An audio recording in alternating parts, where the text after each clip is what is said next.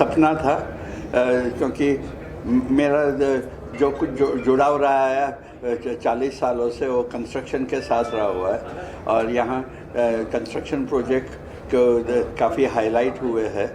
और एक आदमी अपने अरमानों के साथ कैसे आगे बढ़ सकता है, उसकी धगश और मेहनत के साथ इसमें दिखाने का प्रयास किया गया, जो सब युवाओं के लिए प्रेरणादायी बन सकता है। ये हमारा नम्र प्रयास रहा है। सर, मैं ये जानना चाहता हूँ, मुझे ऐसा लग रहा है कि इस फिल्म का टाइटल पहले शायद कुछ और था, क्योंकि बार बार इसमें लिट्टी चोखा का जिक्र हो रहा था। शायद आप लिट्टी चोखा भी कर सकते रहे टाइटल। नहीं, लिट्टी चोखा करने का कोई इरादा नहीं था, और करने का बाद भी नहीं था। 1 किलो आटा एक मजबूरी में आदमी क्या मांगेगा, जब भूखा पेट होएगा तभी क्या मांगेगा, वो सोच के किया था। लिट्टी चोखा तो लिट्टी पे तो घी भी, उसके लिए घी चाहिए, तो वो बात नहीं थी। एक गरीब आदमी को खाने के लिए जो बेसिक खाना चाहिए उसकी बात थी। आपके साथ जो गबरू जवान बैठे हुए उनके बारे में कुछ बताइए। इसने पहले मेरे साथ बिछिया में भी काम किया और दूसरी 1-2 फिल्म में काम उसका देखा। उसके बाद मुझे लगा कि ये बराबर ये रोल के लिए फिट बैठेगा। कईयों का कहना था नया चेहरा है, तो मैंने बोला नया होगा वही पुराना होएगा, पुराना और पुराना हो जाता है। बताइए कुछ, सबसे पहले इस फिल्म के बारे में बताइए। ये फिल्म एक युवक की ऐसी कहानी है जो कि किसी के अंदर रह के और नौकरी या नौकर नहीं बनना चाहता। वो आप आत्मनिर्भर बनना चाहते हैं, चाहे छोटा काम हो, सपने उसके बड़े हैं, लेकिन छोटे से शुरुआत करके बड़ा बना जा सकता है। इस फिल्म से ये मैसेज है।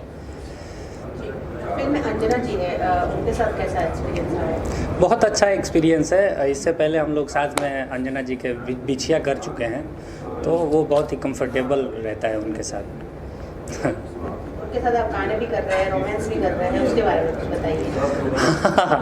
ये थोड़ा सा चैलेंजिंग था, क्योंकि बिछिया फिल्म में हम लोगों ने भाई बहन का किरदार किया था साथ में अंजना जी के साथ, तो था थोड़ा सा अलग लगा, लेकिन बहुत ही अच्छा है। एक्चुअली क्या होता है कि 2 आर्टिस्टों में मतलब अंडरस्टैंडिंग होती है तो चीज़ें आसान हो जाती हैं, तो बहुत अच्छा रहा।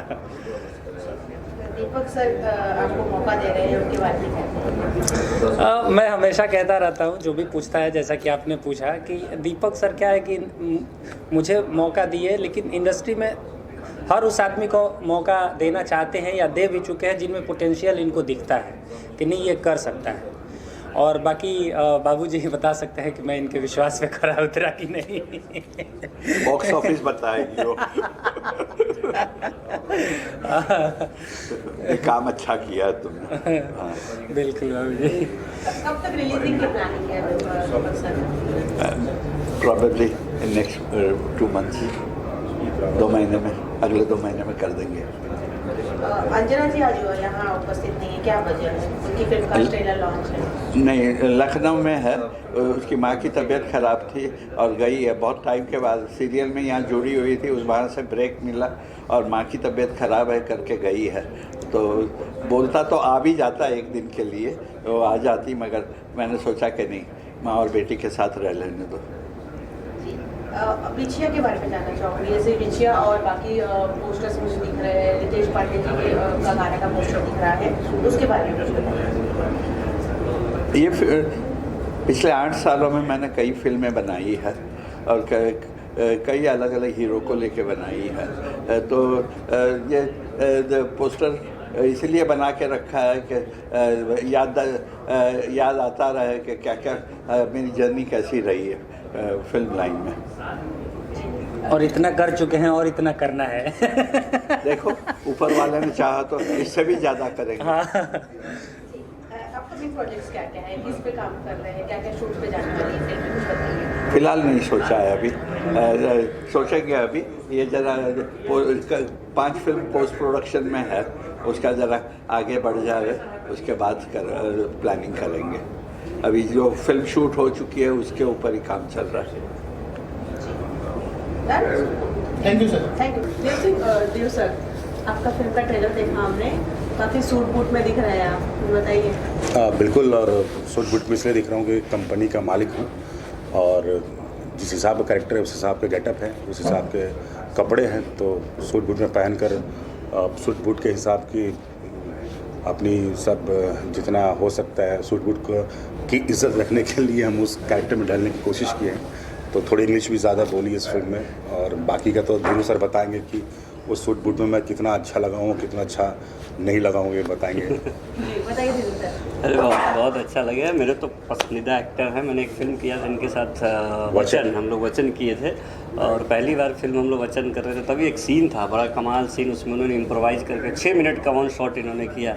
पहली बार हम लोग तब कर रहे थे, तभी मुझे बड़ा पसंद आया था और फिर दूसरी बार काम करने का मौका मिला। बहुत अच्छा फिल्म बनी है और बहुत अच्छा इन्होंने किया भी है। कुछ बताइए 1 किलो आटा के बारे में जानना चाहूँगी आपके शब्दों में। देखिए, सबसे पहले 1 किलो आटा एक लड़के की जर्नी है कि कैसे 1 किलो आटा से वो स्टार बनता है या बड़े बिजनेसमैन बनता है। वो एक जर्नी है, संघर्ष की कहानी है। पहले ड्रीम देखता है तो लगता नहीं, सपने देखने से नहीं होता, इसको हकीकत का रूप देना होगा। तो कैसे 1 किलो आटा से बड़ा बिजनेसमैन बनता है, यही स्टोरी है। एक इंस्पायरिंग स्टोरी है, इससे लोग यूथ इंस्पायर्ड होंगे। देव सर, आपसे जानना चाहूँगी, कुछ बताइए अपने शब्दों में इस फिल्म के बारे में। बेसिकली 1 किलो आटा मैं इतना ही कहूँगा कि जब धीरू जी का फ़ोन आया था मेरे पास कि मैं एक फ़िल्म कर रहा हूँ, तो मैंने पूछा सर नाम क्या फिल्म, उन्होंने कहा 1 किलो आटा। मैंने पूछा ही नहीं क्या कैरेक्टर है, टाइटल ही इतना यूनिक था, इतना प्यारा यूनिक। अगर भोजपुरी हम कर रहे तो हम सबको लगता है कि क्या अलग कर सकते, तो मैं अपनी बात कर रहा हूँ कि मैं एक ऐसा एक्टर हूँ, मैं चाहता हूँ कि बिल्कुल अलग कहानियों पर काम करूँ। तो जब इन्होंने 1 किलो आटा बोला तो मुझे लगा कुछ तो अलग है, तो मैंने इनको हाँ बोला।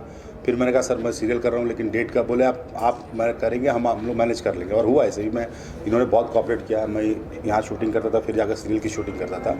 पर 1 किलो आटा की जब मैंने सर से कहानी पूछी तो बोले कि देखिए ये ऐसी कहानी है कि आधी, बता दो कि आधी फिल्म सपने में है और आधी फिल्म बाद हकीकत है। मेरी जर्नी कहीं ना कहीं इस फिल्म को देख के लगता है, ट्रेलर जब मैंने स्क्रिप्ट पढ़ी तो मुझे भी लगता था कि कहीं ना कहीं जर्नी उस हर वो शख्स के लिए जो एक सपना, एक ख्वाब लेकर शहर आता है कुछ बड़ा करने के लिए। तो जब आप देखेंगी तो इसमें ईशान ने जो किरदार किया है वो बिल्कुल बताता है कि हर आदमी को सपना देखने का हक है, और जब तक सपने आप देखेंगे नहीं तब तक आप कुछ बड़ा कर ही नहीं पाएंगे। तो वो सपना देखता है पर उसका सपना टूटता, फिर वो उस रियल में बहुत मेहनत करता है, कोशिश करता है।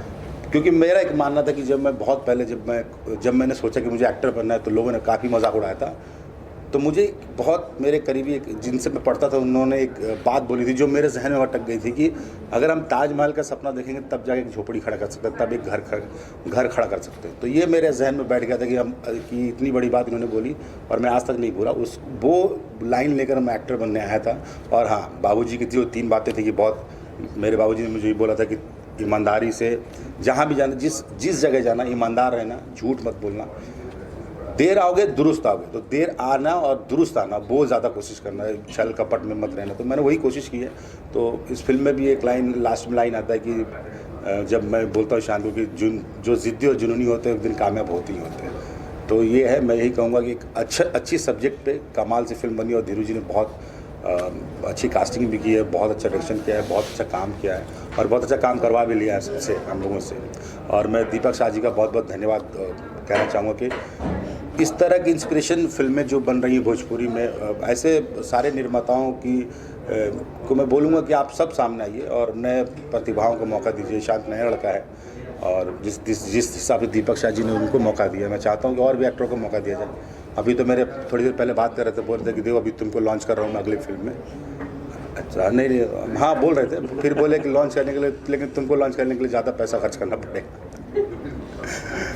मैं मजाक कर रहा हूँ। खैर, दीपक शाह जी बहुत अच्छे हैं और धीरू जी के साथ काम करने का ये मेरा दूसरा मौका था। हम लोगों ने काम किया और मैं आगे कोशिश करूँगा कि ये जल्दी मुझे बुलाएं और मैं इनके और फिल्मों में काम करूँ। इसी को मैं कैरी फॉरवर्ड करूँगा। इन्होंने बोला दीपक शाह जी, बहुत कम ऐसे प्रोड्यूसर होते हैं जो सिनेमा किसी के लाइफ बनाने के लिए करते हैं, किसी बच्चे का सपना पूरा करने के लिए, किसी लड़के का सपना पूरा करने के लिए। तो ईशान जैसे लोग, बहुत सारे लोग हैं बॉम्बे में, और हर कोई लकी नहीं होता, हर किसी को दीपक शाह जी नहीं मिलते हैं। और बिना कैलकुलेशन, बिना बिजनेस कैलकुलेशन के फिल्म बनाना कि क्या प्रॉफिट क्या लॉस होगा बाद में देखेंगे, किसी का कैरियर बन जाएगा, उसके लिए फिल्म बनाना, निस्वार्थ भाव से फिल्म बनाना, ये दीपक शाह जी जिनको प्यार से हम बाबूजी बोलते हैं, बहुत बड़ी बात है। और शायद मुझे लग रहा है वो अकेले ऐसे प्रोड्यूसर है भोजपुरी इंडस्ट्री में जो इस तरीके के लोगों पे भरोसा करते हैं, नए लोगों को मौका देते हैं। और मैं तो चाहूँगा हमेशा आगे भी मौका देते रहें वो सबको, ताकि नए नए टैलेंट उभर के आए।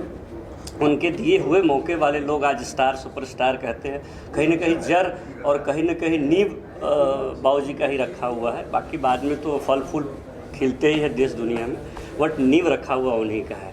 तो मैं चाहूँगा कि ऐसे ही उनका आशीर्वाद सब लोगों पर रहे और भी नए नए टैलेंट्स उभारे उनके बैनर के थ्रू। अभी तो तन्वी मल्टीमीडिया के बाद एक सिस्टर ब्रांच आया है अनिका आर्ट्स। मैं चाहूँगा अनिका आर्ट्स से भी बहुत सारे स्टार्स आए और अपना नाम कमाए, बस। हाँ, इतना ज़रूर मैं भी एक लाइन उसमें जोड़ना चाहूँगा कि सर का काम है नए टैलेंट को मौका देना। तो जो नए लड़के, जो नए टैलेंटेड लड़के हैं, मेहनत उनको करना है। उनको एक मौका मिल गया तो बार बार ये नहीं कि, तो मेहनत उनको करना पड़ेगा और मेहनत से ही आगे की राह खुलेगी। तो अगर किसी ने उंगली पकड़ी है तो बस उसको पकड़ के आगे बढ़ने की कोशिश करिए, अच्छा काम करिए, ईमानदारी से काम करिए।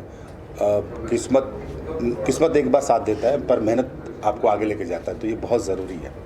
तो ये मैं नए लड़कों के लिए कहूँगा। Thank you so much.